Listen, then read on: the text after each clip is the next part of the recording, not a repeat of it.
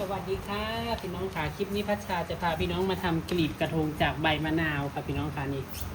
ใบมะนาวแบบนี้เด้อค่ะนี่ใบมะนาวเด็ดใบมะนาวมาแล้วก็จับห่อค่ะแล้วนี่ค่ะนี่ค่ะจับห่อนะคะ อย่าพับเด้อถ้าพับมันจะแบนเนี่ยเป็นหูแล้วนี่ค่ะพี่น้องค่ะนี่ค่ะ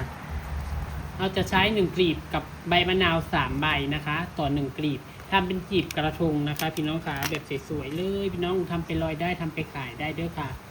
นี่ค่ะใบผักนาวมันก็จะมีสีเขียวอ่อนกับสีเขียวแก่ผลกันมันก็จะสวยไปอีกแบบกันหลังจากนั้นเอาใบตองมาความกว้างประมาณ3นิ้วค่ะพี่น้องคะพับใบตองให้เป็นรูปสามเหลี่ยมลักษณะตามที่เห็นเนาะค่ะเย็บกลีบผักนาวกลีบแรกลงไปค่ะพับค่ะเย็บกลีบผักนาวลงไปกลีบที่2จับไขว่แบบนี้ด้วยค่ะกลีบที่3ประมาณนี้นะคะพี่น้องคะใบผักนาวนี่มันใช้งานได้จริงได้บ่คือใบผักยมได้ค่ะเพราะว่าใบมันแข็งและกระทนเนี่ยเห็นไหม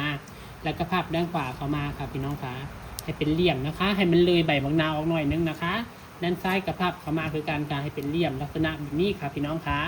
นี่ครับก็จะได้กลีบกระทงสวยๆจากใบมะนาวเนาะค่ะพี่น้องคะหลังจากนั้นเราก็ตัดส่วนเกินทิ้งค่ะพี่น้องคะรอไปตกแต่งทำกลีบกระทงค่ะ